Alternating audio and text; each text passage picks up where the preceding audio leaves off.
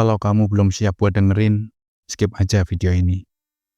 Tapi kalau kamu ngerasa udah siap, ayo kita mulai. Selamat datang di Fatherless Indonesia. Di sini kamu gak sendirian. Kita gak jual kasihan, bukan juga jual harapan. Kita sama-sama belajar untuk maju ke depan. Emosi yang selama ini dibekuin, tiba-tiba nyesek di dada, meleleh jadi air mata. Lihat orang lain punya momen bareng ayahnya, nonton film keluarga, dengerin lagu tertentu, atau bahkan candaan soal bapak-bapak bisa bikin emosi meluap tiba-tiba. Jadi waktu itu aku lagi nongkrong di depan kelas bareng teman-teman. Tiba-tiba obrolan bahas kerjaan orang tua. Terus ada yang nyeletuk, ayahmu kerja apa, Dil? Aku cuma bisa senyum, terus jawab sekenanya. Yap, nyesek di dada. Rasanya tuh kayak ditusuk dari dalam. Bukannya aku gak punya cerita, tapi terlalu banyak yang gak enak buat diceritain. Dan waktu itu aku pikir, mungkin lebih gampang pura-pura biasa aja, daripada harus ngorek luka lama. Kenapa kita gak nyaman bahas keluarga? Ada beberapa alasan kenapa kita, anak-anak fatherless, sering ngerasa gak nyaman kalau urusan keluarga disinggung. Pertama, karena ada luka yang belum selesai. Kadang kita bilang, banyak kejadian yang kita udah lupa.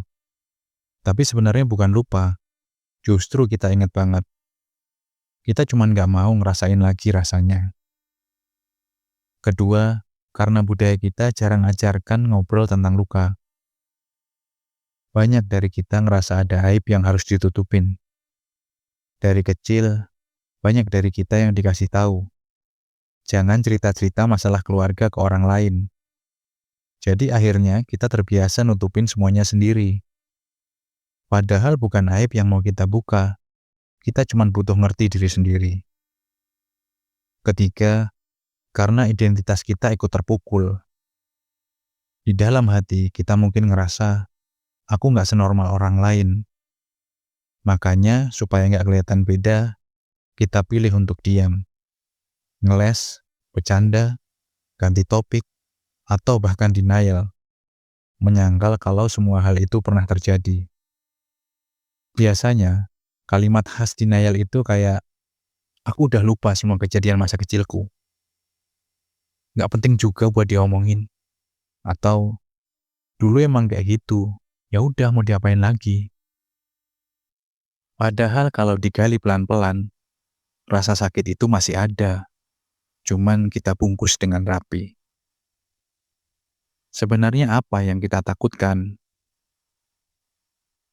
Kalau direnungi lebih dalam, ada ketakutan-ketakutan yang sebenarnya kita pendam.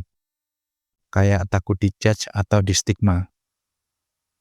Kita banyak dengar sebab anak-anak yang bermasalah itu karena single parent. Makanya anaknya kayak gini, orang tuanya kan berantakan. Dan masih banyak lagi. Walaupun kita nggak kayak gitu, kata-kata dan kondisi tadi bikin kita trauma buat buka cerita. Terus rasa takut membuka luka lama yang udah kita bungkus rapat. Selama ini kita berusaha kuat untuk tegar. Tapi pertanyaan tentang keluarga bisa kayak jarum kecil yang nusuk tepat di tempat yang paling rapuh. Mungkin ditambah takut kehilangan harga diri. Karena bahas keluarga itu sama aja kayak ngingetin diri sendiri. Keluarga sama dengan trauma. Takut nanti dikira cari perhatian. Atau, nanti orang kasihan. Aku gak mau jadi beban. Buat jaga harga diri, akhirnya kita pura-pura cuek. Kalau kita terus-terusan denial dan menghindar, resikonya adalah kita makin jauh sama diri sendiri. Semakin kita tutup luka itu, semakin kita gak ngerti kenapa kita ngerasa hampa, marah tanpa sebab, atau susah percaya orang lain. Emosi kita jadi tumpul atau meledak-ledak.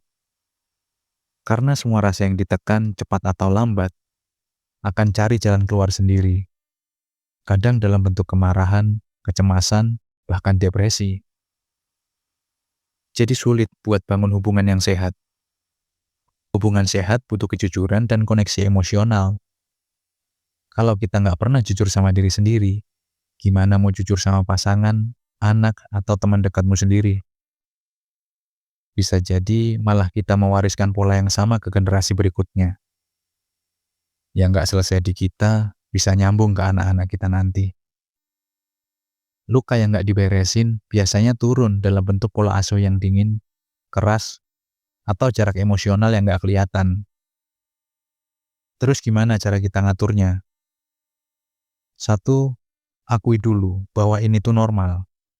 Rasa nggak nyaman itu wajar. Nggak semua luka harus langsung dibuka.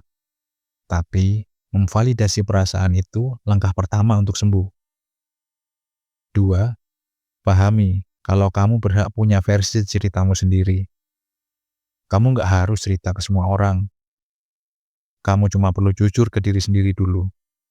Nggak apa-apa kalau ceritamu nggak sempurna. Tiga, temukan ruang aman untuk ngobrol. Entah itu lewat journaling, ngobrol sama teman terpercaya, atau lewat komunitas kayak di Fatherless Indonesia ini. Kamu nggak harus langsung cerita semuanya. Mulai dari satu perasaan kecil yang selama ini ketahan pun, udah jadi langkah besar. Kalau selama ini kamu ngerasa nggak nyaman bahas keluarga, itu bukan salahmu. Itu adalah bagian dari caramu bertahan hidup. Tapi, luka yang dipendam terlalu lama bisa bikin kita lupa caranya jujur sama diri sendiri.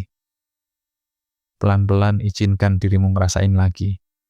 Bukan buat menyalahkan masa lalu, tapi buat membebaskan diri dan bertumbuh lebih utuh. Kalau kamu mau, tulis di kolom komentar. Pernah nggak kamu ngerasa nggak nyaman waktu orang lain bahas keluarga? Dan kenapa menurutmu? Jangan lupa share video ini ke temanmu yang mungkin kelihatan pura-pura biasa aja, padahal lagi nahan banyak rasa di dalamnya. Subscribe juga channel Fatherless Indonesia, karena di sini kita tumbuh bareng.